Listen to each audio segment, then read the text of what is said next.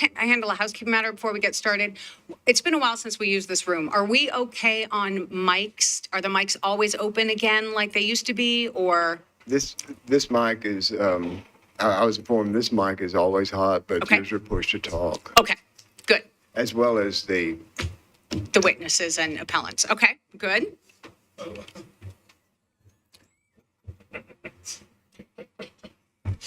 Well, good afternoon. This is the Metropolitan Short-Term Rental Board of Appeals, and is now in session for our regularly scheduled meeting of July the 23rd, 2025. I am Short-Term Rental Property Chief Bonnie L. McBrim III, and I will be presenting the cases to the board for review in today's public hearing. At this time, I would ask everyone to either turn off their cell phones or put them on silent as not to disrupt today's meeting. The procedure will be for staff to introduce the case record. At the conclusion of our presentation, the appellant will present their case to the board along with any person in support. If there is opposition to the case, the board will then hear from those parties. After the opposition has presented their testimony, the appellant will have a period for rebuttal. The board and their rules provide for cases without opposition 5 minutes total for the appellant, including members of the public speaking in support of the appeal to present their case and supporting comments. For cases that have opposition, the rules provide that the appellant, including members of the public speaking in support of the appeal, 10 minutes total for their presentation and rebuttal of the opposition's presentation. The appellant must reserve a portion of their allotted 10 minutes for their rebuttal. The members of the public speaking in opposition, 10 minutes is provided, and this is 10 minutes total for all speakers combined and not 10 minutes for each speaker. For members of the public that want to submit comments to be entered into the record prior to the meeting that are either in support of or opposition to an appeal, the comments must be submitted to the board staff no later than 5 days prior to the public hearing. Those comments may be sent to strboard@nashville.gov. Documentation supporters or opponents wish to provide to the board after the deadline can be presented to the board members by providing 8 copies at the public hearing. However, the board may elect to defer cases in order to review any materials received after the deadline. The Metro Code requires that these proceedings be taped. Therefore, it is imperative that anyone addressing the board come forward, speak into the microphone, identify yourself, and then make your presentation. It should be noted that if it is found that anyone has presented false or misleading testimony to the board that would have affected the board's decision, any approval may be revoked at a later date by means of a show cause hearing. The board will go through the cases set for public hearing today. After both sides of the case presentations are made, the board will discuss and vote on the case. The board is vested with the power to act on these cases before us today under the provisions as outlined in section 6.28.035 of the Metropolitan Code. The code requires 4 members of the 7-member board present to constitute a quorum. The board requires a majority vote in the affirmative of the members present to grant appellant's application. In the event that the majority vote is not achieved, the case will remain on the board's agenda for the next regularly scheduled public hearing. Applications that fail to receive a majority affirmative vote at the next regularly scheduled public hearing shall be deemed denied by operation of law. Any aggrieved party may, within 60 days of the entry of an order stating a decision of the board resulting from an appeal hearing, appeal a finding of the board under common law writ of certiorari in accordance with TCA 27-9-101 and following to the Chancery Court within the same 60-day period. After that time has elapsed, the board's decision becomes final and no further action can be taken. If you are an appellant and your case is granted, it will be necessary for you to obtain the permit for which you have applied. It should be noted that the permit must be obtained within 2 years for the board approval to remain valid. I submit that all cases have been filed in proper order. All appellants have been notified as required by the code. All affected property owners have been notified, and the legal notification sign requirements have been met as required by the code. Chairman Caputo, before we get into the cases to be heard, we will take a time to see if we have any elected officials present. Seeing none, Our first case today is 2025010, 905 Phillips Street, John Castellucci.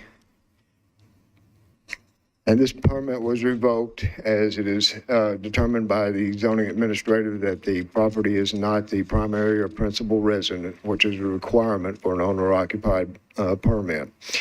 This is an RM15 zone district, which allows only owner-occupied permits. And this is governed by BL 2020-187, as that is the ordinance in effect at the time the permit was issued. The board has discretion under BL 2023-136. On May the 25th of 2023, the appellant.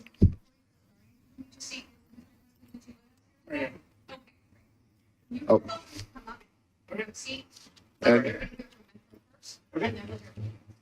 And I neglected to ask, is there opposition? Seeing none.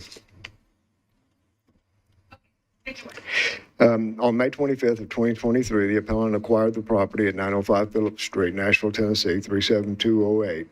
At the time of acquisition, the deed stated that Mr. Castellucci was an unmarried man. On March the 25th of 2024, an owner-occupied STRP permit application was submitted. Inspector Robert Osborne processed the application and issued the permit. The proof of primary residence submitted in the permit application was a driver's license and a bank statement. On May the 28th of 2024, a request for service was received through the Hub Nashville, which read, short-term rental complaint description. This house is operating as a short-term rental that is supposedly owner-occupied. This is not owner-occupied and never has been. This is a residentially zoned area and non-owner occupied STRs are not allowed. On June the 10th, Inspector Phelps opened a file for investigation. And at this time, there were approximately 50 cases being investigated ahead of this one for fraudulently obtained STRP permits. Inspector Phelps found that the appellant worked in Atlanta, Georgia, and at his family's business for many years. He also found that the appellant owned a property in Atlanta at 133 Mortimer Street, Southeast, 30317, which has a homestead exemption for 2023. That was sufficient evidence to revoke the permit, but several cases remain to be processed ahead of it. Inspector Phelps and I wanted to gather additional evidence as well. On February the 11th of 2025, Inspector Phelps found that the homestead exemption had been renewed for 2024. These are always 1 year in arrears, as they are for the previous year for which the taxes were due in the current year. March 13th of 2025, Inspector Phelps found that the appellant's voter registration is addressed 133 Mortimer Street, Southeast Atlanta, Georgia, with a status as active. It remains active as of today, 5/15/2025. March 14th, 2025, Inspector Phelps found that the appellant has a business registered in Georgia, Castellucci Holdings, for which he is listed as a secretary at the address of 133 Mortimer Street, Southeast Atlanta. I found that Mr. Castellucci's LinkedIn page lists him as the culinary director at the Castellucci Hospitality Group in Atlanta, Georgia, January 2023 to the present. The Castellucci Hospitality Group has a website which I reviewed. On the website, it states that Castellucci Hospitality Group is a family-owned and operated collection of restaurants in the greater Atlanta area. John Castellucci is listed in the leadership team as the culinary director. The restaurants in the group are Cooks and Soldiers, 691 14th Street Northwest at Howell Mill, Atlanta, Georgia. Mujo, a Japanese-inspired reservation-only dining establishment, 691 14th Street Northwest, Suite C, Atlanta, Georgia. The Iberian Pig, which has two locations in Buckhead and also in Decatur, Georgia. Sugo, 10305 Medlock Bridge Road, Johns Creek, Georgia, which is also the address of the Castellucci Hospitality Group business offices. And 00, which is at 1577 Decatur Road, Atlanta, Georgia. In full disclosure, the Castellucci Hospitality Group opened a second Iberian Pig restaurant in Nashville on September the 11th of 2023 at 607 Overton Street. I also found an advertisement for the Fresh Plate series featuring John Castellucci, which took place on June the 5th, 2024. The owner, and this was in Atlanta, and the owner-occupied permit for 905 Phillips Street was on March 25th of 2024. The deed for trust for 905 Phillips Street, Nashville, Tennessee, dated May 25th, 2023, states that John Castellucci, currently residing at 133 Mortimer Street, Southeast Atlanta, Georgia, 30317. This deed also contains a second home rider noted on page 2 of the deed. The second home rider is the last page of the document. The second home rider deletes the number 6 occupancy requirement of the uniform covenants and replaces it as follows. Uniform covenants. This is the original that was replaced. Occupancy. Borrower must occupy and establish property as borrower's principal residence within 60 days after the execution of the security instrument, and must continue to occupy the property as the borrower's principal residence for at least 1 year after the date of occupancy, unless the lender otherwise agrees in writing, which consent will not be unreasonably withheld unless extenuating circumstances exist that are beyond the borrower's control. The second home rider reads, in addition to the representations, warranties, covenants, and agreements made in security instrument, the borrower and lender further covenant and agree that Section 6 and Section 8 of the security instrument are deleted and replaced by the following. Number 6, occupancy. Borrower must occupy and use the property as the borrower's second home.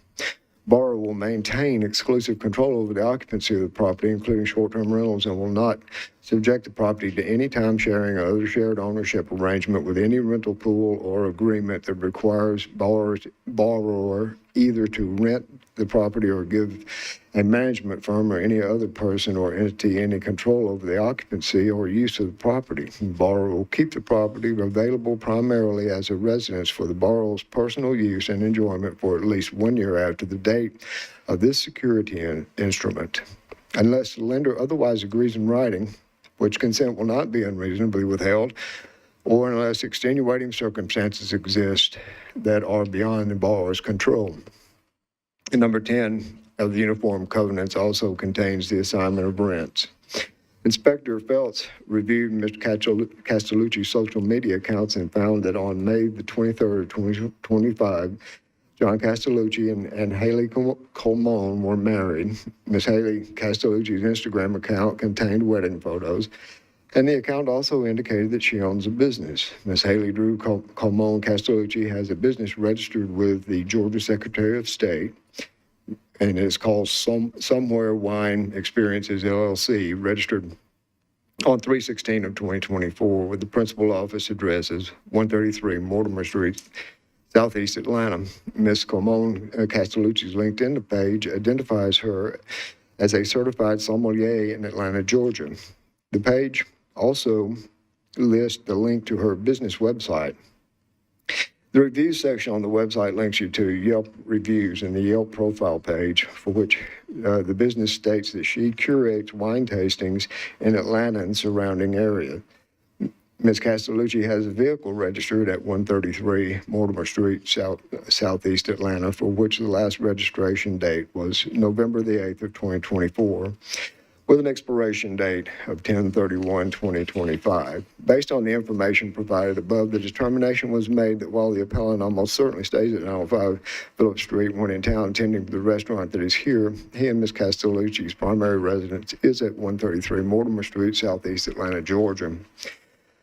On March 27th, 2025, the revocation letter was sent stating that the revocation date would be April 17th of 2025 in accordance with 6.28.030.B.L.3, requiring 15 days notice of permit revocation. May 7th of 2025, the appeal was filed. On June 5th of 2025, Inspector Phelps reviewed the website advertisements and found the property continued to be advertised and operated. He made a site visit to the property, posted a copy of the revocation letter and stop work order, and documented this with photos. Metro's compliance contractor, Veronica's compliance tracking shows that there were 2 stays in April, 1 in May, and 2 stays in June of 2025. There was 1 hub complaint, which was described earlier. There were no short-term rental hotline complaints, and there was 1 letter in opposition to the appeal. Apparently, during my presentation, we did have opposition show up for the case, and so that would allow 10 minutes for each side to present their arguments.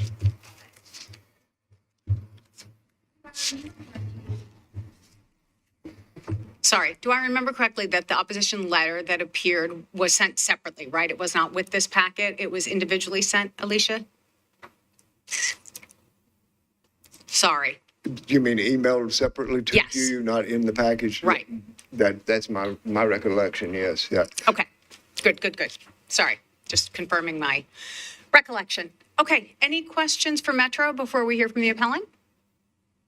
Okay, Mr. Castellucci, I don't know if you heard that, but because there is someone here speaking in opposition, you have 10 minutes to present your situation. Don't feel like you have to use all of it. Okay. And you may want to reserve some time because you're permitted to save that time until after we hear from opposition in case you have anything you want to rebut in what's said from the neighbor or the person who's here in opposition, okay? Got it. Great. And Alicia will keep track of the time. Okay. We've only ever had one person use up the whole 10 minutes. Sounds good. Yeah, I'm sure you won't be the second. Yeah. Of But course. anyway, go right ahead. Tell us about All your right. situation. Yeah, so I guess you guys got a good background of my resume, sounds like. So my brother and sister and I own a restaurant group. We are based in Atlanta. I moved to Nashville to open our Nashville location. Obviously, it's a huge, financial burden on us to open this restaurant. And so I have lived here and I live here to operate that restaurant. That's where all of my, my personal time is spent here to make sure that this restaurant is successful. As you can see, there's been a nice deep dive into my social media as well, which is great. My wife, she does live in Atlanta. That's where we met. We got married in Mexico City, as you heard. And so she continues to live in Atlanta while I live here. We try and bounce back and forth. As you know, I'm the culinary director for the company, so that does, pull me to Atlanta from time to time, as well as I host a lot of our management and my brother and my sister here in Nashville when they come and stay, which is really was the purpose of me buying the house instead of getting an apartment, was to have more bedrooms in order to allow, my brother, my sister, my family to come and enjoy Nashville and enjoy this awesome city. As far as the second rider, and the loan, I actually was not aware of this, and I didn't know too much about it, to be honest with you. I do have a letter here from my mortgage guy, Mark, saying that he has no problem changing that and making that my current primary residence, rather. Our marriage certificate is here in Nashville. I have a letter from my wife just kind of explaining our situation. I know it's a little different that maybe a newly married couple doesn't live in the same city. We've known each other for 17 years, and I think, this first year of marriage, I guess, is a little different than most. So I understand that, but I don't know why that would really have too much to do with this case. I have my vehicle registration documents here for you to take a look at, as well as my W-2, everything based in Nashville. I know there was a mention of the letter. The first, I did not get notice until May 2nd when this was put on the door. I didn't see anything in the mail. I'm not sure there wasn't an email sent to me, even though clearly there's an email address on file. So at May 2nd is when I saw this, which is when, in my understanding, the permit was renewed on March 25th and was in good standing until I received this.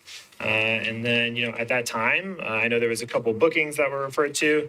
I do have, as soon as we got that letter, I moved those bookings to a different permitted STR, which I have here, as well as the Hub Nashville cart bin repair. I know the trash bin was damaged, so I have the email receipt going back and forth there as well. Yeah, I think I don't have anything else to explain. Do you guys have any questions that I can help answer? I'm sure we do. And can I just, Alicia, where did we end on time with Mr. Castellucci? Left or used? Left. Okay. So after you hear from opposition, you'll have Okay. another 6 minutes. Perfect. I'm sure folks have questions. I know I do. You mentioned a different permitted short-term rental. How many short-term rentals do you own? I do not. I have an assistant that helps just book, and she has additional homes that she will help rent as well. So you don't own this place that No. you have those people move to? Correct. Okay. And you said that as soon as you got the letter, which was May 2nd, Yes. you moved those folks, and yet we have documented stays through June. The June people did not stay at the house. I have the documentation that shows where they stayed. Okay. And your homestead exemption in Atlanta. Yes. Can you discuss that? To be honest with you, is another oversight on my part. I do apologize. We have a tax person that does our taxes, and my address has been moved out from Atlanta. I don't have an Atlanta ID, and all of my Atlanta stuff is gone. He files our taxes for three of us, the three owners of the company. And because my wife is still living in that house and was staying in that house, at the time we didn't have the same last name, but I think obviously that was an oversight on my part. Okay. Who else has questions?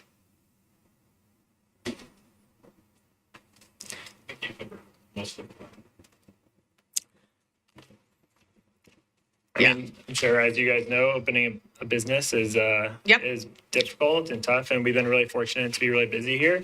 And so it's taken up a lot of my time, and it's been an amazing ride the last 2 years that I've lived here. But How often would you say you spend a full week in your house here? I would say at least 2 weeks a month. 2 weeks a month. You're Yeah, a full week. Sunday Yeah. through Saturday at midnight. You're there. And then I'll be in and out. Like the Fresh Plate series thing that they brought up. Sometimes I'll get booked to do an event, or I'll need to travel to Atlanta for we'll have wine dinners, we'll have different things between the restaurants that I'll need to bounce back and forth to. There will be times that I come back. But yes, this is I'm here most of the month. Mr. Castellucci, can you, Castellucci, Yeah. I'm sorry, it's, the Italian thing. Can you share those documents that you Sure, wanted yeah. to show? Oh, okay. I did want to mention, we're supposed to have 8 of those. What's the process for this if we just look at it? So under your rules, which is 5D for submittals, that if the applicant wants to provide information to the board after the deadline, they can present it to the board by providing 8 copies of the public hearing, and the board can elect to defer cases in order to review any materials received after the deadline. But it has to be 8 copies? That's what the rules say. Okay. Gotcha. Okay, so I don't have 8 copies. I also, sorry for the late, some of these I printed once I got the evidence yesterday at 3:17, I believe, for the hearing today. So I wanted to present I had no idea about the interest in my wife or her social media. I also had no idea about, a couple of these items like the homestead exemption that clearly I wasn't aware of. And so between last night and this morning, dug into that. I have emails here back and forth from today with my mortgage company, talking to them. So I'm clearly, doing everything I can to remedy this, given Got that it. all I've known until yesterday at 3:17 was that the permit was revoked. I'm going to let my colleagues weigh in on whether or not we're going to look at the materials. Okay. But since you have mentioned your car registration, can you tell me how many cars you own and where they're registered? I just own one car Just one car, and where's that registered? to 905 Phillips. Okay. Yeah. Do you guys feel comfortable with that, or you want to look at the documentation of the? I feel like in past cases, we've taken information and we've shared it and we've And passed. given it back? passed Is that around. okay, Ann? I don't recall that. If the ever board being a rule wishes to change. do that, it can permit it. You can have a vote. Do I need to suspend the rules in order to do that? I think procedurally, I think if you just have a vote to agree Okay. to allow it. I move that we suspend the rules in order to look at some of these materials that Mr. Castellucci brought. Do I see a second? Show of hands? Okay, we're going to suspend the rules so we can look at the materials you brought. Yeah, of course.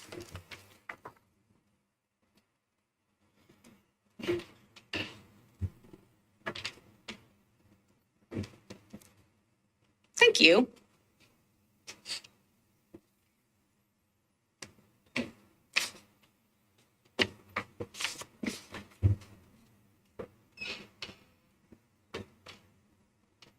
So these materials will also need to be submitted to staff here so that they can be included at the record.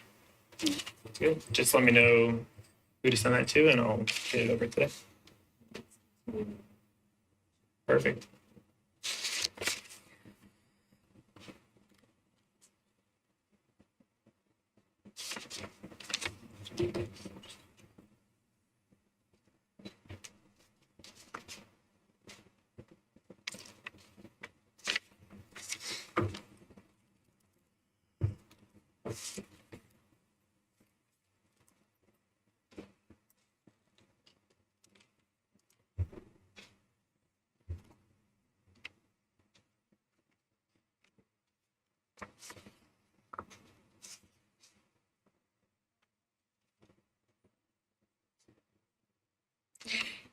So I noticed this in the materials too. What is Axle House? So that's AJ, who's my assistant. That's her company.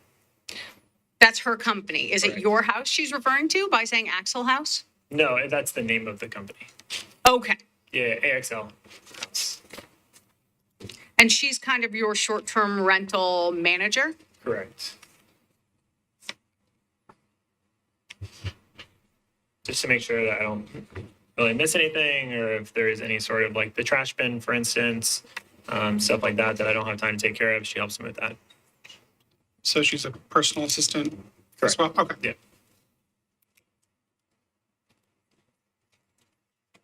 So I know here that your car was registered January of this year. I don't have previous car registrations. I mean, obviously, they're only good for a year, so Yeah. obviously, this is the current one. Was this car registered in Nashville last year as well? No, this is the first car that I've purchased in Nashville. So I used to have another car in Atlanta, which I sold once I moved here. So I see too that your driver's license was issued in Nashville February of 2024. So you had a car, you're telling us you were living here full-time in 2024, but your car was registered in Atlanta during that time? Correct. Okay.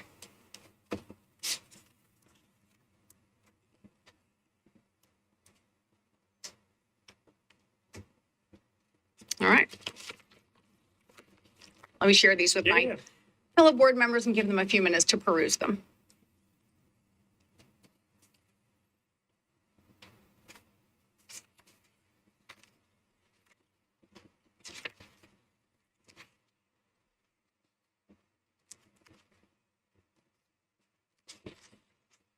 And while we're doing that, I noticed that you're still registered to vote in Atlanta.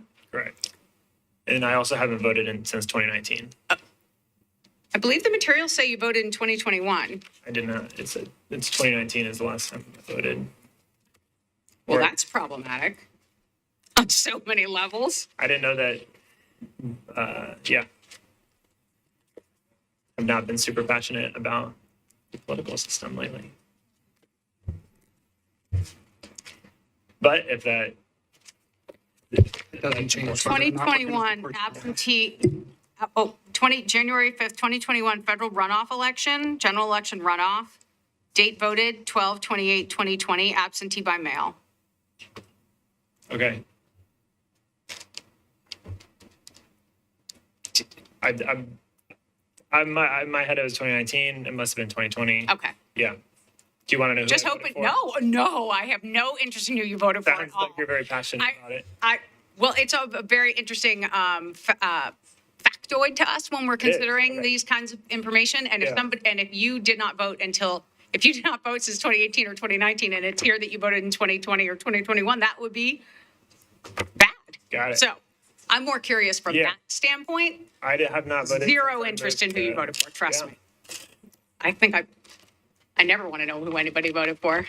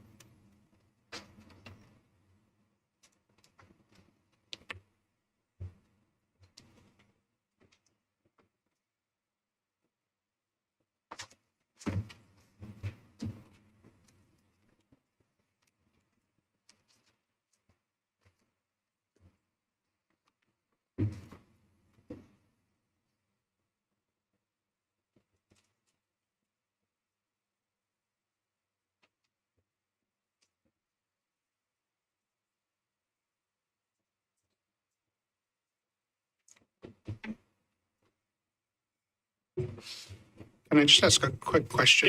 Yeah. So it looks like all of the folks that were moved from your 905 address Yeah. Hi, Phillips.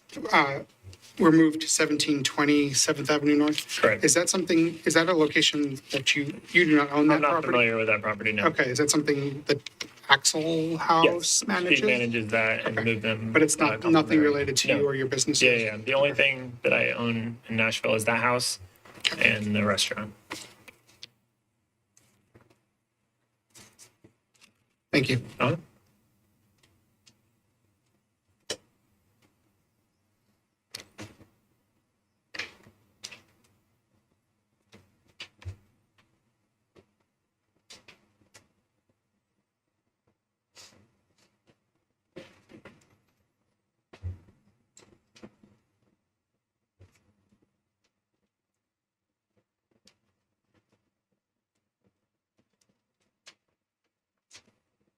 Good.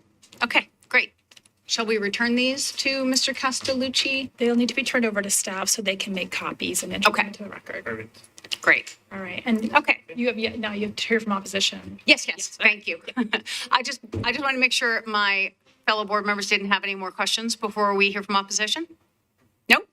Okay, thank you very much, Mr. Yeah. Castellucci. You still have 6 minutes if you want to rebut anything. And then whoever we have here for opposition, come on up. Should I You move? want to, yeah. Okay. Hi, folks. So I don't think you were here for our very pedantic instructions, but what's going to happen is you have 10 minutes total between the three of you to speak. You can all speak. We'd love to hear from all of you. But when each person speaks, start by giving us your name and your address first for the record, then tell us about your situation. You have a 10-minute total time limit. Don't feel like you have to use every minute of it. But tell us specifically about your observations, your situation, and really any information you have related to this case as opposed to the topic of short-term rentals in general. Okay? That's what we're looking for. Does that sound fair, guys? Okay, super. Just check. I remember the microphone instruction from Ronald Reagan. It'll go temperamental. My name is Ed Lynch. I live in 1018 11th Avenue North, Nashville. I was at the last hearing with Kevin Griffin, Dr. Kevin Griffin, who is the head of our neighborhood association. So I'm speaking on his behalf. But sorry, Mr. Lynch, I apologize. Did you give us your street address? I did. Okay. 1018 11th Avenue North. Sorry. So I'm here on behalf of myself and Kevin Griffin, who's the president of our neighborhood association, and in a matter of 905 Jackson, Phillips, just here to state that, I walk my dog around the neighborhood daily and there is no sign of life in this home whatsoever. I would concur with the low volume of stays. The house is basically empty. It's always dark, lights out. We as an association canvass the neighbours to ask if they've seen any activity, and the immediate neighbours adjacent, beside, across, say they have never seen anybody there beyond one or two strangers on occasion since the house was purchased. And that's it for me. Thank you, Mr. Lynch. Any questions for Mr. Lynch before we hear from the other folks? Okay, great. Hi, I'm Neelam Patel. I live at 934 11th Avenue North, and like Ed, I also walk my two dogs morning and evening every single day, and have not seen anyone come out of that house or any side of life. Make sure that microphone is open too. Green light on. Okay, great. My name is Lisa Niles. I reside at 909 11th Ave North, Nashville. Similar story, walking the dog constantly through the neighborhood multiple times throughout the day and week. And Oh, sorry. Is that green light not on? It sounded like It's it on. was. Okay, you're good. You're good. okay. Just similar stories, just walking the dog, just walking the neighborhood often, and just no signs of life whatsoever at this property. If I could just play devil's advocate for one quick moment, I don't know if any of you guys ever worked in a restaurant situation, but you keep some very strange hours. Would it be fair to say that you even in the late mornings, perhaps, where it might be more, I want to give Mr. Castellucci the benefit of the doubt, right? Of course, when I worked in restaurants, but we kept very strange hours. So is it fair to say that you've observed at all hours of the day and night? I mean, it's unfair to say, oh, it's dark at night when perhaps he's responsible for the evening service. Very fair question. I'm familiar with most of my neighbours. I've never seen Mr. Castellucci myself personally, and I traverse the neighbourhood pretty frequently. I think it's fair to assume between the variable of three of us with a combination of 5 dogs being walked at all hours of the day, there's pretty good coverage. Even to suppose irregular hours, you would still see activity going to work at 2 p.m. or, in the early hours, no, wouldn't witness any activity. But, definitely I think we've all passed the house at sunset and beyond where you would expect to at least see the lights on. Very good. Thank you so much for your time. Let me just make sure my colleagues don't have any questions for you before we let you go. Nope. Just one. So just to confirm, none of you have ever seen or interacted with Mr. Castiglione or Castellucci. Close enough. Sorry. Never. No. Okay. All right. Okay, so I have another. Oh, go ahead. Yeah, so you haven't interacted with him, but have you interacted with anyone who's supposedly is an STR guest? Never. The Have you house. seen an STR guest? Never. The house looks, it's painted black. It just looks dark and abandoned.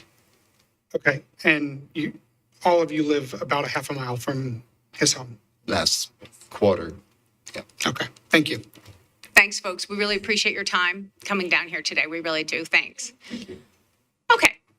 Mr. Castellucci, you still have 6 minutes. If you wanted, you're welcome to come back and rebut anything you've heard. I'll be brief. Okay. First off, I'm John. Nice to meet you guys. Sorry it's under this circumstance. But yeah, I mean, I have not seen them either, to be honest with you. I work very irregular hours. This is a short-term rental hearing, not a neighborhood engagement hearing, I believe. So a lack of noise and a lack of things happening at the house, I think is not a negative thing. And honestly, it means that I'm not at the house. The house is very well manicured. I renovated the entire exterior. There's photos of the exterior. There's no overgrowth of plants. It's not an eyesore. I keep it really nice. I wish I had more time to engage with the neighbors and also walk the neighborhood streets and have a dog. But unfortunately, I don't have that luxury at this moment to walk with the other dog walkers. But I keep the house really nice and clean.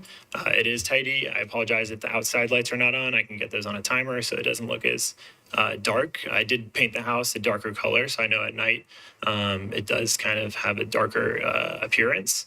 And yeah, Okay. I guess I don't have enough STR bookings for it to make any noise.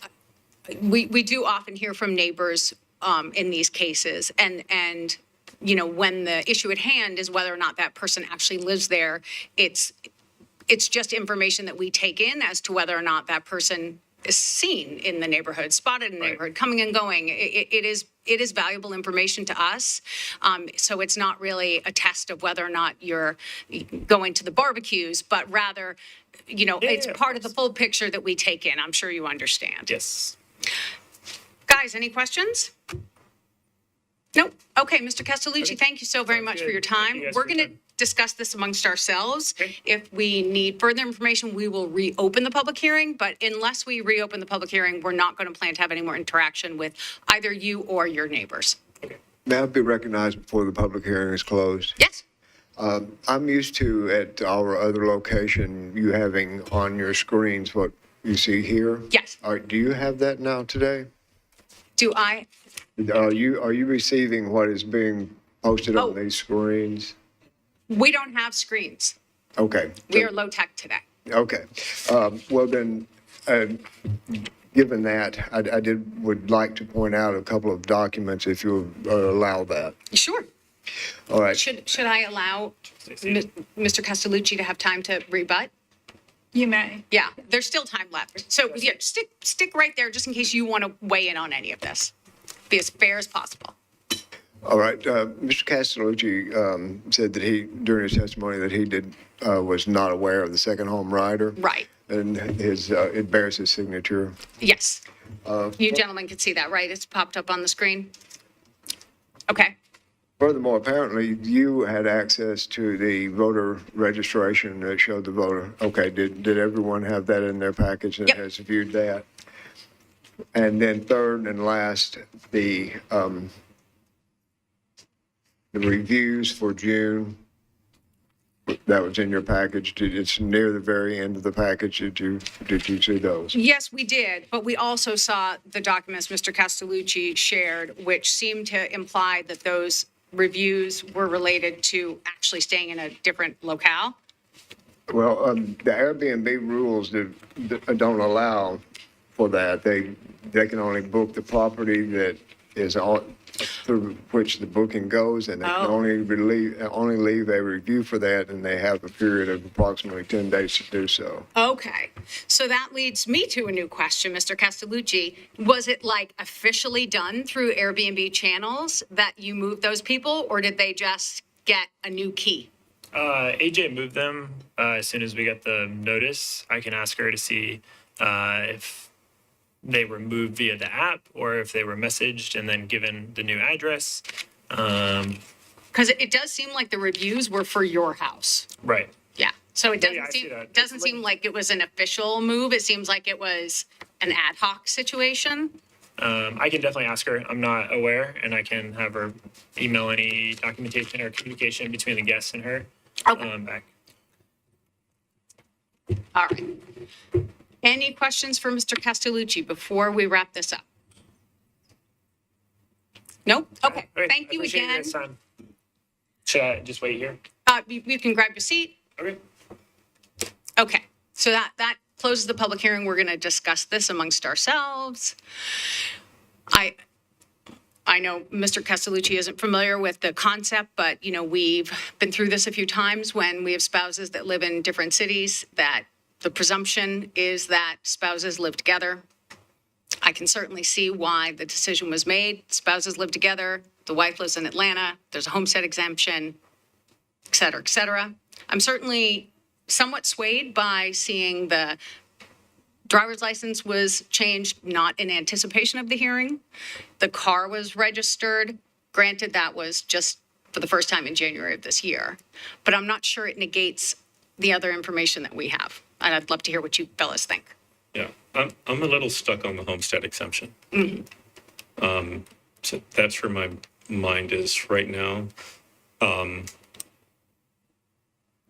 Because he's benefiting from the homestead exemption in the Well, state right. of Georgia. Yeah. So regardless of whether or not he claims this home to be his primary, he's also claiming the Georgia home to be his primary. Yeah. While at the same time having a second home rider that he signed. And granted, we all sign a lot of papers when we're buying a house, so I mean that could be innocent, but the evidence does stack up a bit. What do you think, Phil? I really don't think that there's any ill intent here at all. I think that this is purely, I'm moving to Nashville. I'm starting a business. I'm starting another business here with my family business. There's a lot of paperwork, and I didn't do everything appropriately and I'm using the first person. Sure. That I honestly think that this is just a lot of oversight and issues that should have been addressed if this was done properly. But I don't see ill intent. I don't see any desire to game the system.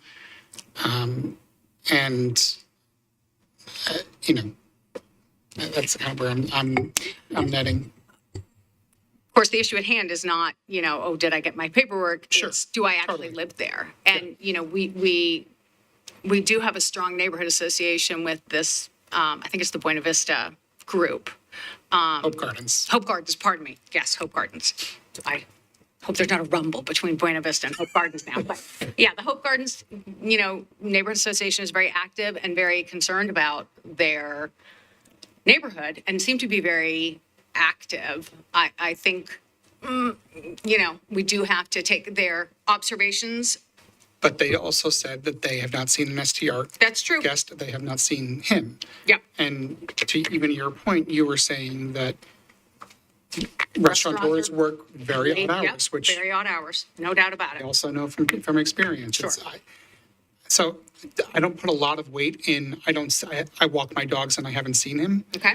I have a neighborhood association and I don't engage with it. Doesn't mean that I don't live in my home either, So I don't put a lot of weight in that, to be honest. Okay. Mike, what do you think?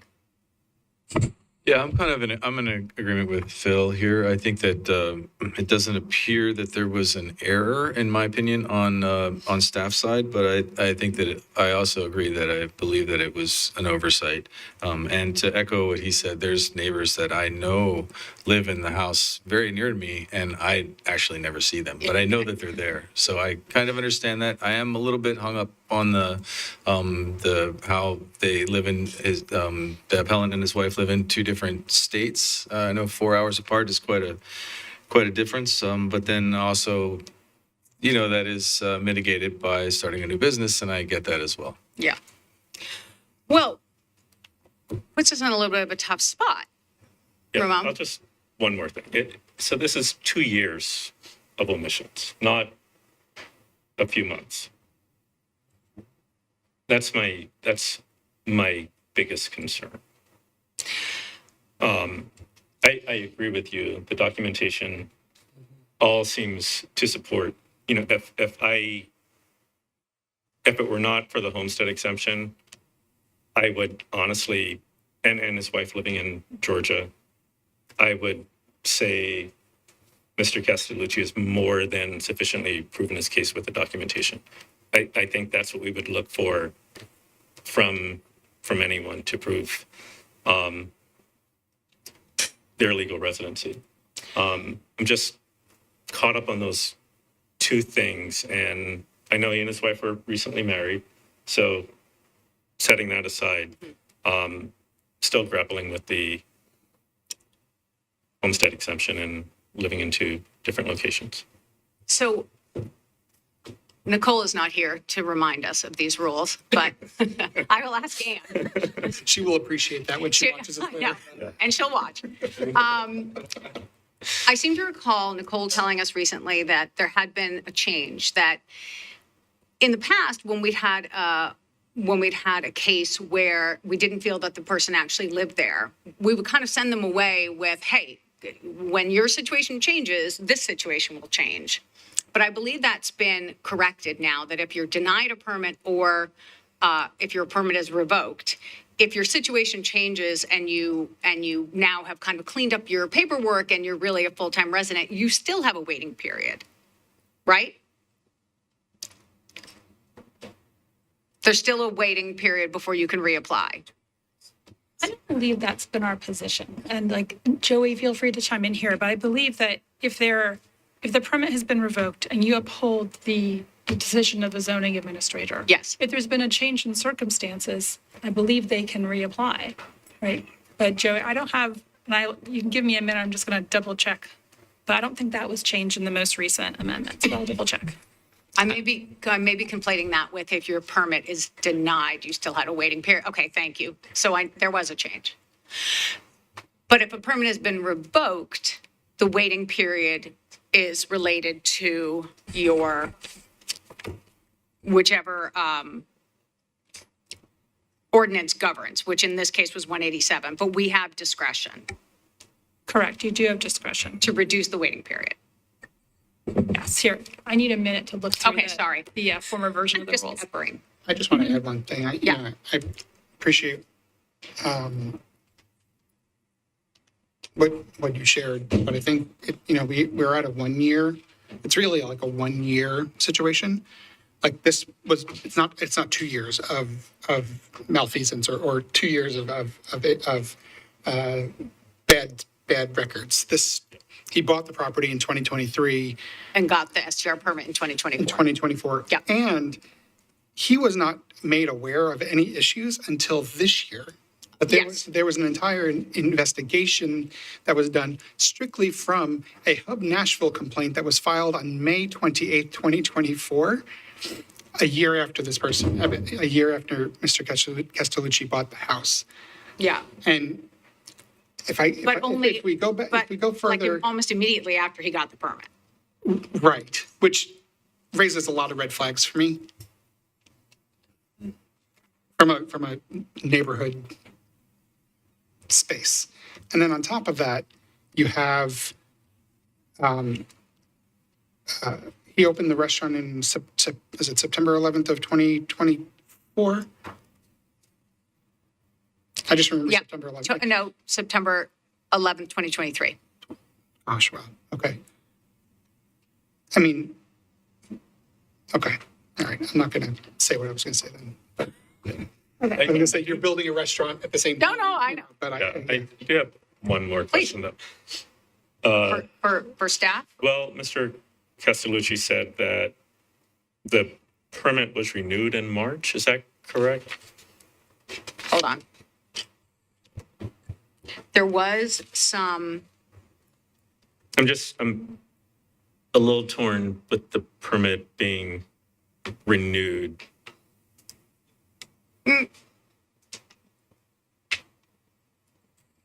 no.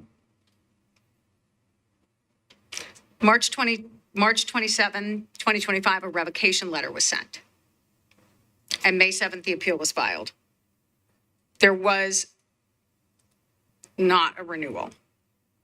There was a, I thought I heard that. in yeah, the testimony. we heard it too, but there does not appear to have actually been a renewal. Okay. So, I'm sorry, and Anne had. We're really making a meal out of this one today. Sorry. Very delayed. No pun intended on the restaurateur thing.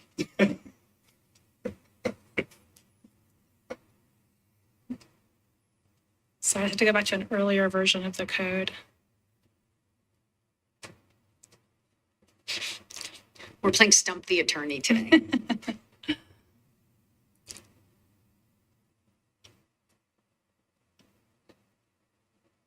All right, so under the version of the code in effect at the time this STRP permit was issued, once the STRP permit's been revoked, no new permit shall be issued for the applicant for the same property for a period of 1 year. Okay. And you can adjust that penalty. Under if the you new- If you find that the zoning administrator did not err and you want to adjust the penalty. Okay. Okay.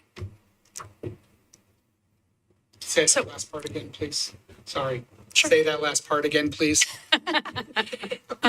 You have the power to adjust that. If you find the zoning administrator did not err in revoking the permit, you can still adjust the penalty in this case, which would be the wait time to apply for a new permit. Just to float this trial balloon, that's kind of the way that I'm leaning, because I feel like we're all torn, but we also can see some documentation that makes us uncomfortable.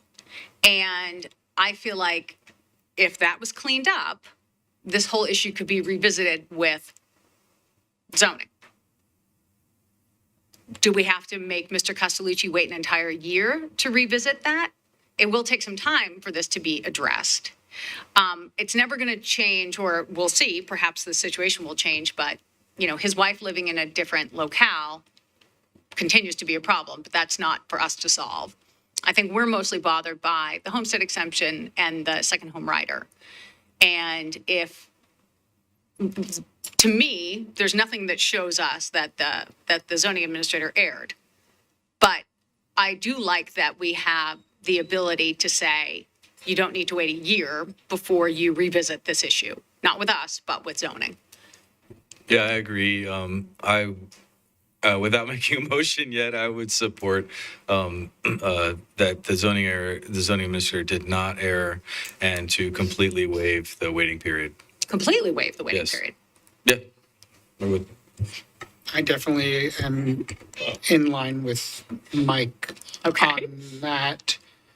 I think the biggest problem that I'm chewing on with this is that we've had an investigation that's run almost nearly a full year I over something that I don't know. I think that there should have been some communication with the homeowner prior to March 27th. So the issue was that there were 50 cases ahead of this one. So I don't know that they were investigating for a year. I think it was simmering on the back burner. Again, making a food joke. I really didn't mean to. But I think this was... Hungry? Did you I must be. I think that this was one of those cases that was low priority. I don't think there was investigation for a year. I think we'd have more material if there was. Which at that point even furthers I'm ready to make a motion then. I think that Ramon and I might want to maybe temper. But I will let you talk Okay. before I do that. Sorry. Yeah. Yes, the chair has the floor. No, So I was leaning more towards 6 months. that's kind of where I was going. But we can Going to meet in the middle. We can meet in the at middle. 90 days. Could we do 6 months from March 27th? Of course. does That's not fair. make it like 90 days or fewer. Essentially. Obviously. That's 60 days from now, right? There you go. Fair. All right. I move that we determine that the zoning administrator did not err, and we grant the relief that Mr. Castellucci can reapply no guarantees on what will happen, but Mr. Castellucci can reapply in 60 days from today. Do I hear a second? I'll second. Okay, can I see a show of hands? Okay, very good. So the zoning administrator did not err, and Mr. Castellucci is free to reapply for a permit in 60 days. Good. Madam Chair, can I clear up? Yes, That case is done. All right. Let me clear up a couple of things with you, Mr. Kabuki, and other members. When a complaint comes to our office, I hear from your statement that you believe there's an immediate start of an investigation. That is not the case. I have hundreds of complaints. I'm well aware of that. So we take them in the order they come. This is done, but I will tell the applicant while he's sitting here, you have, when your wife moves to Nashville, I'll be happy to consider your application. But beyond that, you've got a huge hurdle to come over with me, or we'll be back here again. It's fun.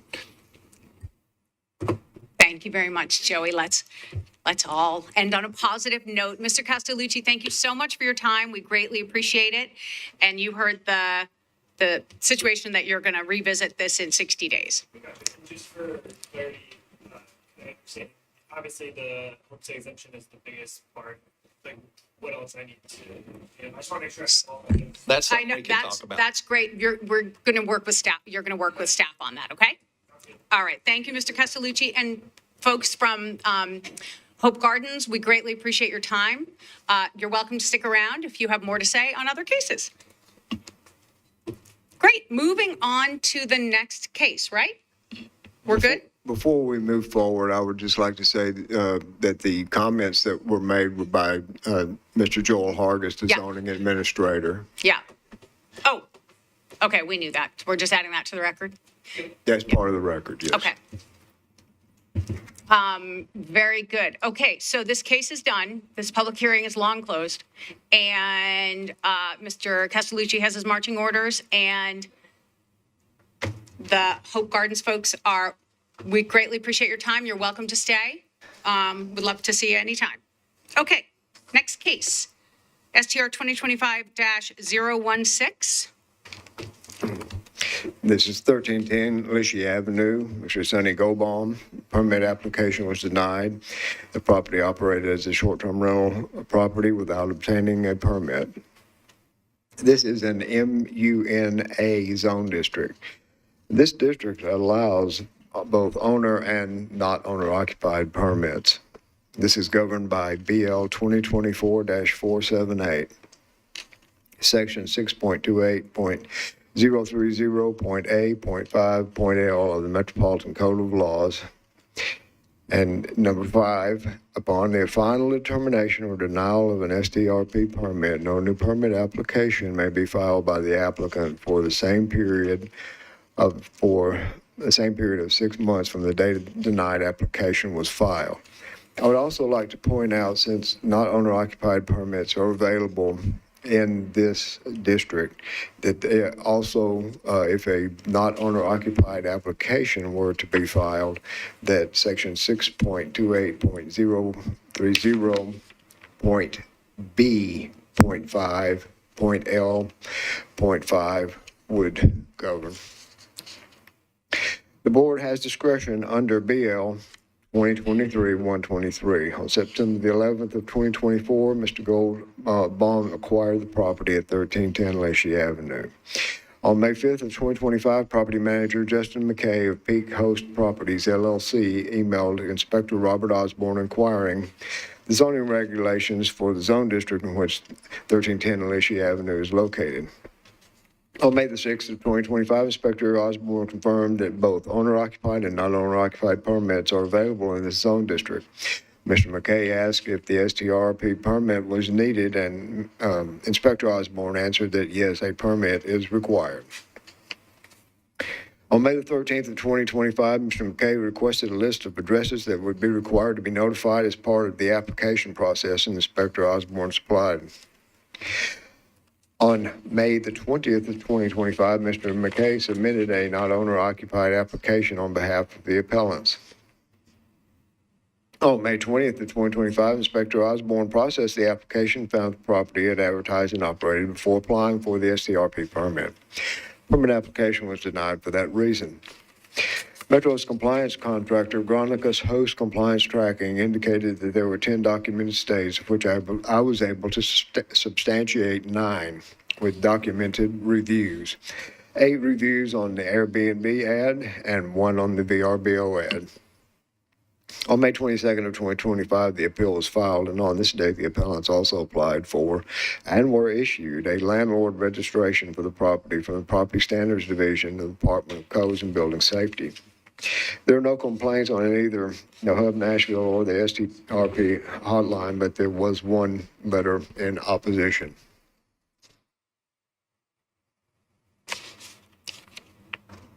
Okay. Any questions for Metro before we hear from the appellant?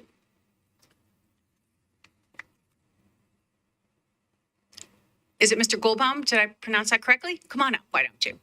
And you're welcome to come as well. And do we have opposition to this case? You're here in opposition to the case. Okie doke.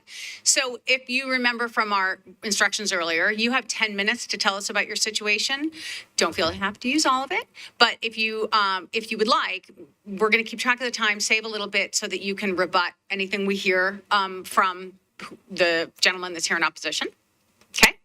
And when you make sure that mic is open, tell us your name and your address for the record and tell us all about your situation.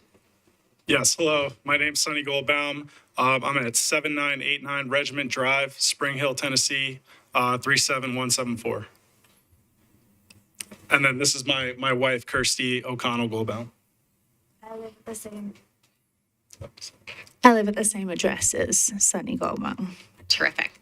Okay. And tell us about your situation, folks. So I've joined Sunny up here because I liaise with the property manager. So I'm very much in the weeds of this, and Sunny works full time for another company. So is that, do we? Of course, absolutely. Yep. Go right ahead. Is it okay with you if I read you something that I prepared? Knock yourself out. Okay. So we respectfully request the board's reconsideration of the denial of our STR permit and the 12-month ban. In September 2024, as the kind gentleman said, Sunny purchased a unit 206 at 1310 Lishy Avenue, and we intended it to be our primary residence. We were dating at the time, and our relationship progressed very quickly, and we lived separately.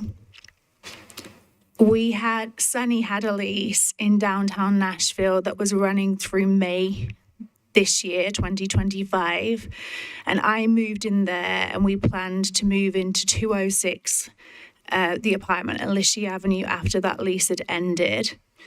Our lives moved very quickly. We got a puppy, a little golden doodle named Teddy Bear, and we got married in November 2024, and we're expecting a baby due this September. As our family's grown, it became clear to us that even with its 2 bedrooms, it wasn't an apartment that was much bigger than our rental that we were living in downtown, and we needed more space. So on the decision that it would be insufficient for our long-term needs with a baby and a doggy, in early 2025, we decided to move out to the suburbs to somewhere more spacious and family-friendly, and that is why our residence is in Spring Hill, and that is also a lease. We don't own it. In January 2025, we met Mr. McKay, who's referenced on the screen here. And we interviewed multiple property managers in the area. And at that point, we were under the impression, because of the zoning of Starla East complex where the apartment is situated, that we didn't need individual permit. The understanding came from things Sunny was told from the realtor or lender during the purchasing process of the property, and also from other owners that had been told by Gertler and Company, the HOA, that they were pursuing a blanket permit of such for the building. We hired Mr. McKay in February, and on April 29th, he asked us for our short-term rental permit. And I believe there's proof of our correspondence that I submitted ahead of the hearing in some text messages. He confirmed in those messages to us, we were unaware of the correspondence here between him and, I think it was Mr. Osborne. So ahead of time, he'd obviously been checking that all of our I's were dotted and our T's were crossed. He asked us for the permit, and we said we didn't think we needed one because of the zoning.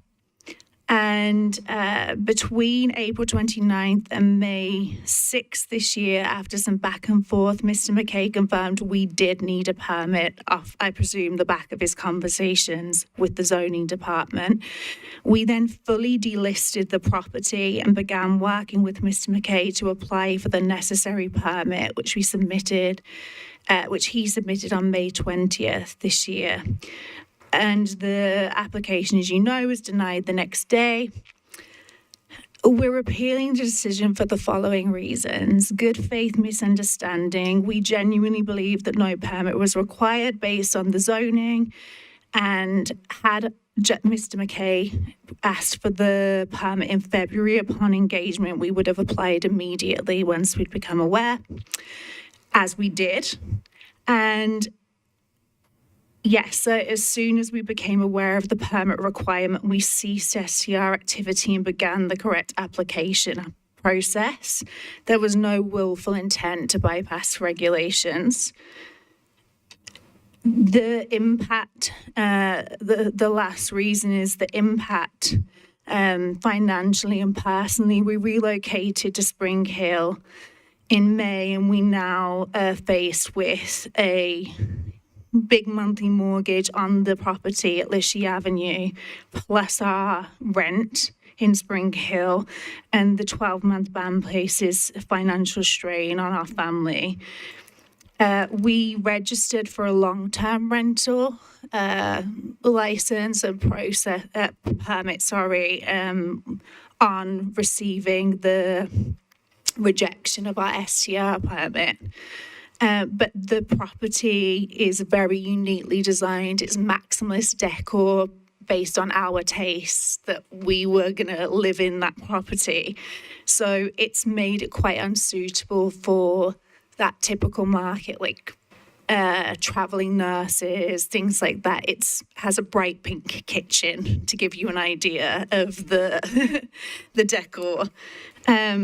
So it actually faces us with a potential forced sale less than a year after purchase, which would be a big financial hit for our family. And we really believe the situation stems from a misunderstanding, not negligence or bad faith. And we've taken every possible step already to correct the mistake. And again, we would ask you respectfully to lift the ban. And that's everything, unless Sunny has anything to add. No. Okay. Nothing to add? Okay. How are we doing on time? Okay, after we hear from opposition, you'll have 2 minutes and 55 seconds to rebut anything you might hear. But before we let you go, do you gentlemen have any questions for these folks? Go right ahead, Mike. I have one. I don't recall, when did you hire Justin McKay from Peak Coast? February this year. February, okay. And I'm not familiar with Peak Coast properties, but he generally manages short-term rentals in the Nashville area? He has multiple properties across the US, so I believe he has a couple in Nashville. Okay, thank you. And when did you first post your short-term rental online? It would have been around when we engaged him in like mid-February to early March. Okay. Yeah.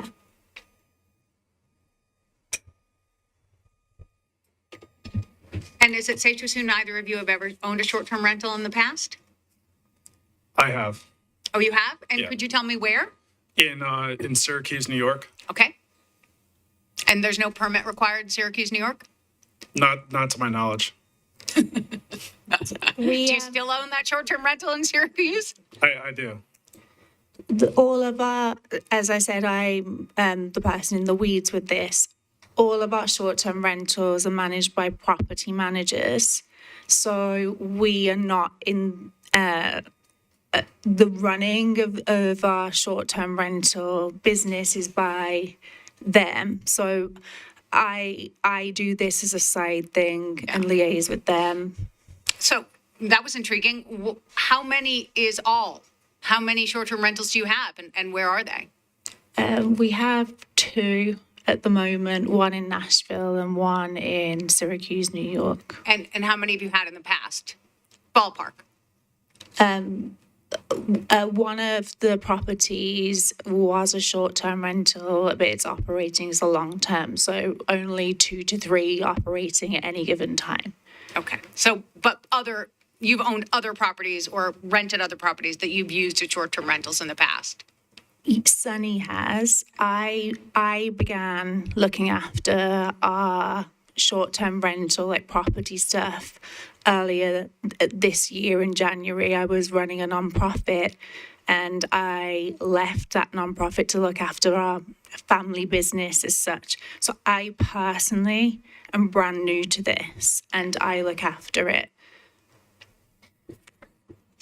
All right. Any other questions? Bill? You can just look at my face now and understand Yes. whatever? Okay, great. I know when you're thinking. That's good. Okay, so very minor. I'm having computer issues. I can't even pull your name up, and I'm so sorry. Ms. Goldbaum, can you tell me when you hired the manager, there was a 2-month gap? Is that what I'm understanding? There was a 2-month gap between when you had the short-term rental and when you hired the manager, or is it vice versa? My computer is literally frozen over here, so my apologies. Sunny bought the short-term rental. Well, he bought it as a primary residence in September last year, so there was a bigger gap. It was just lying empty. We were decorating it to our taste. It was a brand new property, so it was like an empty shell. Okay. Completely magnolia walls. So once we realized that we were not going to live there, in January 2025, when we realized I was pregnant, we hired Justin McKay, the property manager, in February. Okay. And he didn't ask you if you had a permit, or you didn't confirm whether or not you had a permit until those text messages, which was April, end of April, early May. Yeah. Okay. Can I also add something? Yeah, please. So prior to us purchasing the property in September, I owned another house that I was living at that was in Wedgwood, Houston area, which was, I don't know what the politically correct way to describe it, but it was the ghetto. That would not be the point. Not Wedgwood. But go on. I apologize, but essentially there was a lot of activity that was going on there that would, make any reasonable person feel unsafe. You had, cars driving up constantly. You could hear gunshots. I mean, it was just a really rough neighborhood, which is ultimately what drew me to the decision I was going to sell it, but I didn't realize how much the market had dropped, and ended up falling into a really, really almost miraculous situation where my realtor found the other person that sold me Lishy. We ended up exchanging. We did a house swap because he couldn't afford to close on it, and so that's what led to that. And so I just wanted to give that additional context. Thank you for that. And I think you may have explained this already, but I just want to be clear. So Mr. McKay posted the property for as a short-term rental prior to inquiring about a short-term rental permit? Right, he asked us, right, so you all are probably familiar with this, but you hire a property manager so that you are hands off because they're investment properties, and you hire the property manager so you can go about your full-time job like Sunny does. And then I'm working in the startup industry. I'm a tech founder. So it's a side business for us run by Mr. McKay. And as somebody that's brand new to it, I'm reliant on the professional to tell me what I need. So as soon as that happened, we followed due process because my background in startup tech is human resources and operations. So I am a stickler for rules and process. So yeah, as soon as we found out from Mr. McKay suggesting that we did need the permit, the Airbnb was removed, the listing, and from what the other online platforms he was using. So then how do you explain the And stays. the 10 stays? They would have been between February and April when we found out that we needed the permit. Yeah. Okay, so I guess, okay, thank you. And it's safe to assume that Mr. McKay has been relieved of his duties? He also manages long-term rental as well, so we asked him to post it as a long-term rental option, and I obtained the permit for that on landlord Sunny's permit. behalf. Okay. Can we ask a question Of course. to staff? Yeah, public hearing's open. Mr. McGroom, do we have the dates of stay, supposedly the 10 documented reviews or 8 reviews on Airbnb and like the 10 documented stays, blah, blah, words, and the dates of those stays? Yes, we do now. Of course, VRBO gives us exact dates and Airbnb does not. But I can okay. refer to host tracking. Sorry, They do we give us have, the month though, right? Yeah, it's Yes. In fact, they've gotten to the point where the more recent reviews that are left, we'll say 2 weeks ago or 3 weeks ago, but it will be, the reference point for that will be the last date shown. It would be, say there's a stay in May, and then it would say, you might have a review that says 3 weeks ago, and then 2 weeks ago, and 1 week ago, but it's the reference point would be the last posted date. Now, that's Airbnb. VRBO lists the exact date. Okay.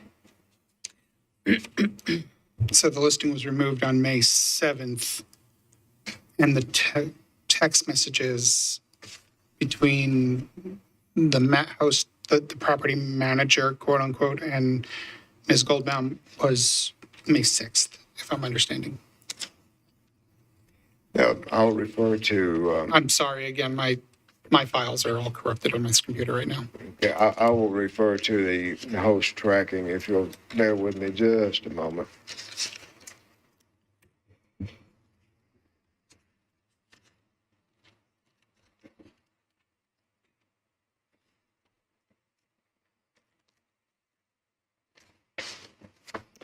Okay, we have the advertisement for Airbnb first crawled on February the 1st, 2025, 2 documented stays in February. And let's see, then the VRBO advertisement first crawled March 19th of 2025. And we had 7 documented stays in March of 2025, 1 documented stay in April. And then we had listing, the Airbnb listing identified in terms of it was the property address was matched with it. And then on May the 7th, the Airbnb advertisement was removed. On May the 16th, the VRBO advertisement was removed. Great. Any other questions, fellas? No? Okay, folks, you can step back and remember that you still have a couple minutes to rebut what we hear from opposition. Thank you. Sir, if you would be so kind as to come forward. Just grab whatever seat you like. And you're going to want to make sure that microphone light is on. Should be a little green. There you go. If you could start with your name and your address for the record and tell us about your situation and your observations, if you please. Hello, my name is Aaron Rayburn. I live at 1306B Pinnock Avenue, Nashville. And overall, I'm against any Airbnb in my neighborhood, specifically, just leading with that.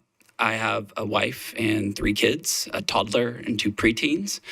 And the ratio to transient people to permanent residents is getting out of control and out of hand. So, and this is a very enlightening process to me. I'm hearing that the neighborhood I live in is, zoned to allow pretty much the Wild Wild West to happen when it comes to short-term rentals, be people resident and non-resident, correct? I would like to confirm this is for one unit inside of that apartment building, not the whole apartment building? Yes. All right, awesome. Originally, I thought it was for the whole apartment building, which is another issue. There was mention made of that in your neighbor's testimony, but we're not aware that there's any permit allowed for an entire building. No, each unit is owned individually, would have to be permitted individually. However, the possibility does exist that Right. that could happen. But it has to be a single owner of multiple No. units. It can be multiply, they could be owned by multiple individuals. Each unit can be owned by a separate individual. An individual could own multiple units. Either situation, they would have to permit each unit, but the zoning allows for every unit in that building to be permitted with a non-owner occupied permit. Got it. But I love my neighborhood, and I like living there a lot. And I feel like I am being pushed out by people that do not live in the city, or people trying to make money off of a neighborhood that had a councilman that just blanket signed away, the neighborhood's rights. So, or maybe not rights, but you get what I'm trying to say here. I'm in fear of my neighborhood becoming like Barcelona. If y'all understand what's happened in Barcelona with short-term rentals and people, from what I've heard on the radio, but residents spitting on tourists and et cetera. That said, I'm not trying to sink anyone's ship here or ruin anyone's finances. I just want to live in my neighborhood with other people that want to live in my neighborhood. Very good. Thank you, Mr. Rayburn. Does anyone have any questions for Mr. Rayburn before we let him go? Thank you so much for your time today. I greatly appreciate it. Thank you. And I don't know if you guys caught this, but we did have another neighbor reach out in relation to this case in just kind of in general opposition saying, did you happen to see that? It's in our packet. So, okay. Folks, you're welcome to come back up if you have anything more to add after hearing from your neighbor. Don't feel you have to.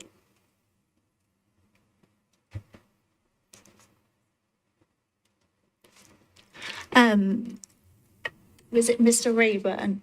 Yeah. As a young family, I understand what you're saying. And we live in an area that's heavily occupied by homeowners or people leasing long term. So I understand, but this, with respect, is a hearing about our situation, and I completely hear those points, but also, it's a hearing about a different thing. In terms of the residents that we have, the short-term rental occupants, the property manager stays really close to it. We do live locally, so we can get to the property if we have to, and we both work from home and have very flexible situations. So we're responsible short-term rental operators. And as I said, we also would feel the same if it felt like things were out of hand or there was an irresponsible short-term rental operator in our proximity of where we live with a new baby and our dogs and stuff. So I also just want to reiterate that I was given the impression during the time of purchase from, realtor and mortgage officer, even after the fact, when we called and let them know, hey, this is going on, and just the surprise that they had. Just wanted to share that we're good people. We try to do the right thing. We're not trying to, be incompliant in any way. As soon as we found out there was an issue, we went ahead and corrected it. We didn't mess around. We immediately took it off. I know that the financial stream part was brought up. Just want to double down on that. This is not a small chunk of change. This is very, very costly to our family, and 12 months is devastating to our family. So we would really, really ask, and out of goodness of your heart and grace to waive that ban. Any questions? No? Okay, folks, thank you so much for your time. You can head back to your seats. We're going to close the public hearing, right? Unless anybody has any questions for staff. Okay, we're going to close the public hearing. Maybe one. Oh, for whom? Staff. Okay, well, I have not closed the public hearing. Forgot I said that. At the top, Mr. Brunel, you mentioned another code that this could possibly be governed by. Can you just walk through that piece again? You don't have to cite the number again, Yeah. though. It didn't mean anything to us. Well, this ordinance actually has a 1 year, it's 1 year before you can apply for a permit. Right. If it is determined that you've operated without a permit. But it also has that in any circumstance, that it's a minimum of 6 months before you can apply. So those are both in effect with 478. Okay. But the operation of the SDRP without obtaining a permit is a 1 year wait. Sorry, I'm a little confused now. You said it was a 1 year wait, and then you said there was another ordinance that said it's a minimum of 6 months. It says that no application can be filed for 6 months. Okay. Mm-hmm. So both apply. Well, like in general, it's a 1 year waiting period, but then there was another ordinance that said you Well, really can't give so much relief. If it's denied for any other reason. So, for instance, if someone is denied a permit based upon they've tried to obtain it with fraudulent information, and they go out and correct the information, they cannot reapply for 6 months. Okay. So, I'm sorry, I don't mean to be obtuse.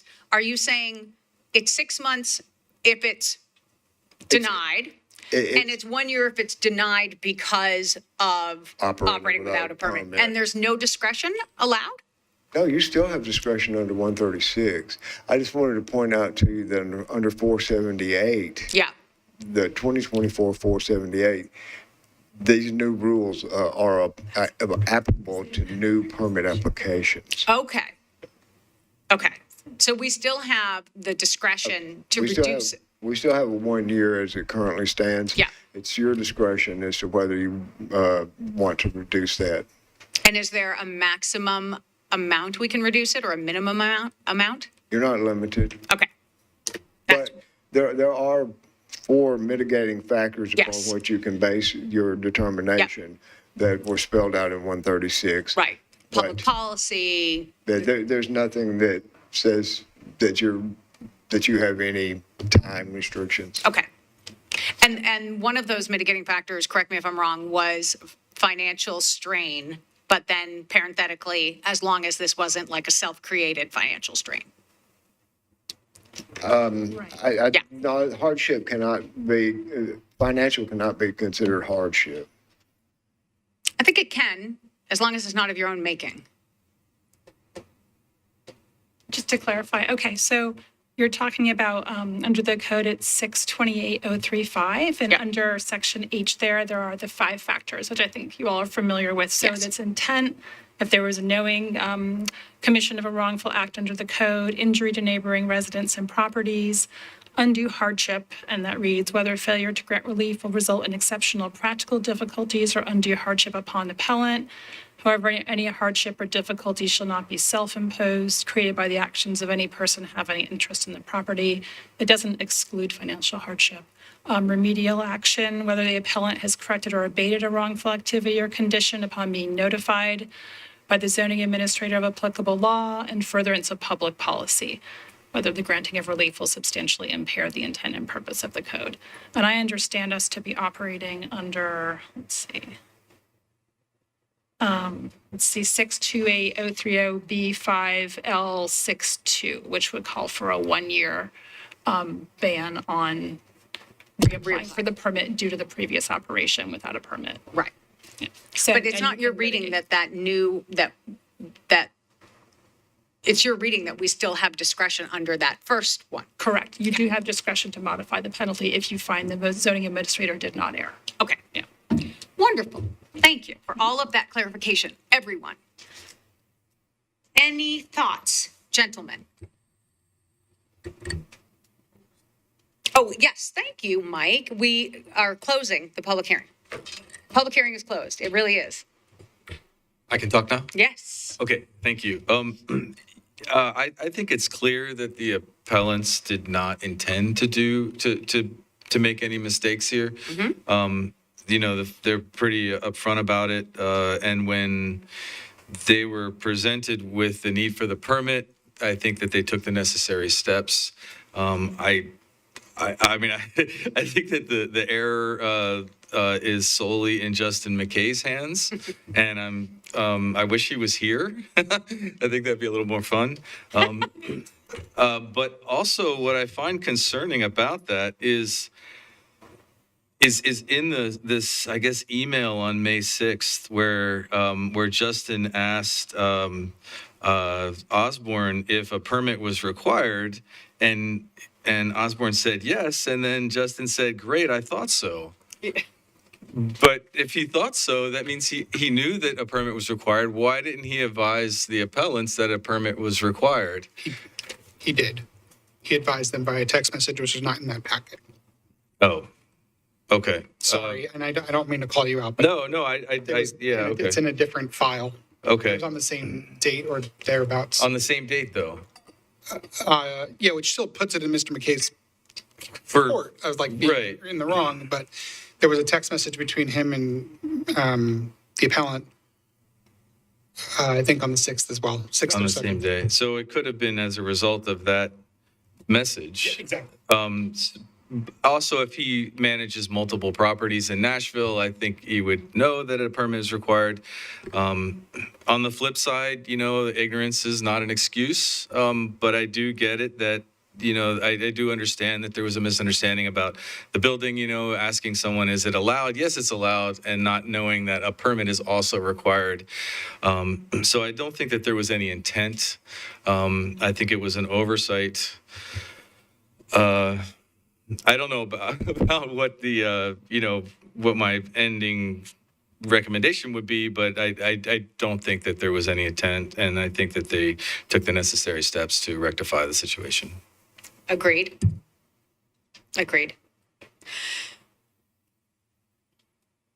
And I certainly don't think Mr. McKay covered himself in glory here in how he was managing this relationship or this property, but it is the homeowner's responsibility. We've been through this a million times. There's always someone else to blame. It is the homeowner's responsibility, and these folks are not new to the process, even though it's in a different state.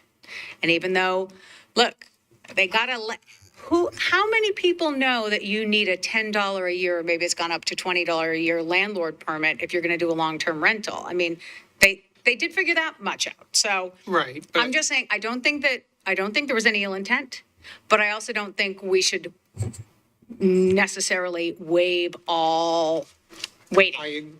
I agree, but I also feel like Syracuse is quite a far way from here, and we have, True. different, I completely know. different cultures Right. in terms of how things operate. And The public hearing is not open, so we cannot have any cross-talk. We're in the middle of a conversation. that said, I also don't think that there was any ill intent here. True. And I think that also, I think the one thing we don't technically know is if this was their first purchase in Nashville, was it? I think it was. So, I mean, as well as you're coming to Nashville and then your real estate agent says that this is a short-term rental, again, it's still the homeowner's responsibility, but you have multiple sources who are supposed to be knowledgeable about said issue, and you're getting all of this information from different sources. You think that you have the best information. That said, it's still on them. On the website. It's still on them, but you have those other factors that I think play into this case.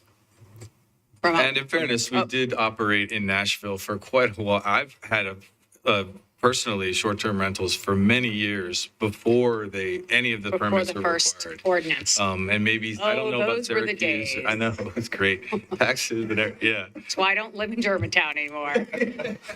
So, I mean, I am feeling generous today, I guess, but I do think, when you enter into a short-term, when you pursue having a short-term rental, it's a business. Yeah. And some responsibility comes along with that.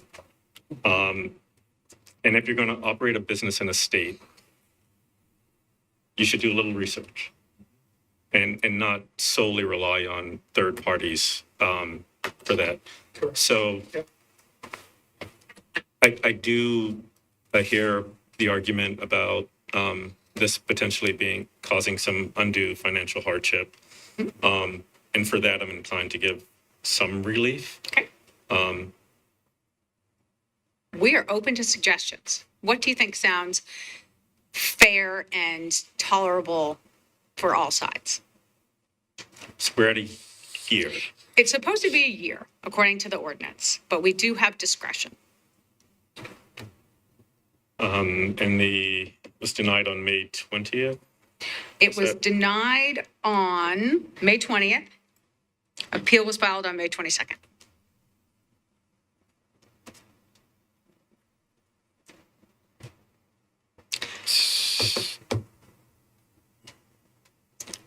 Four months.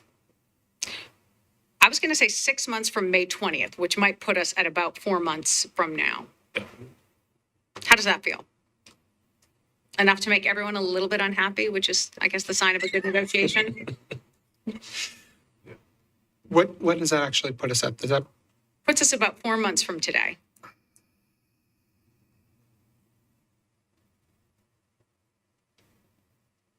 Make an offer, Phil. the art of the deal? September 1. September 1, what does that work out to?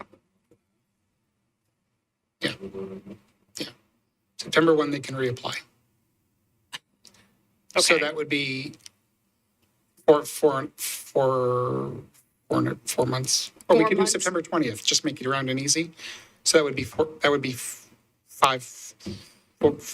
months from the date of denial. September 20.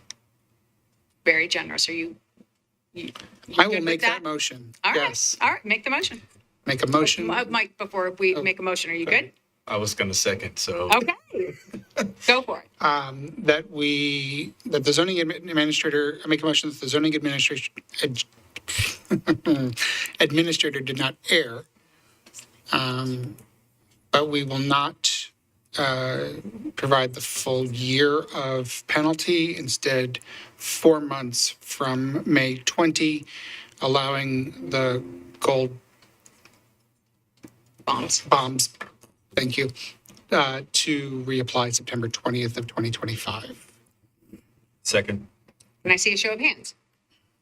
All right, we are unanimous. Great. So there will be some relief granted, and you can work with staff on your next steps. Okay? Great. And that concludes today's regularly scheduled meeting of the Short-Term Rental Appeals Board. Thank you all. I can find it.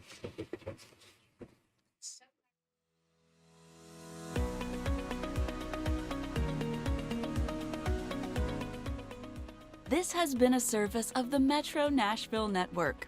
If you would like to see this presentation again, or for more information on this and other programs, visit nashville.gov.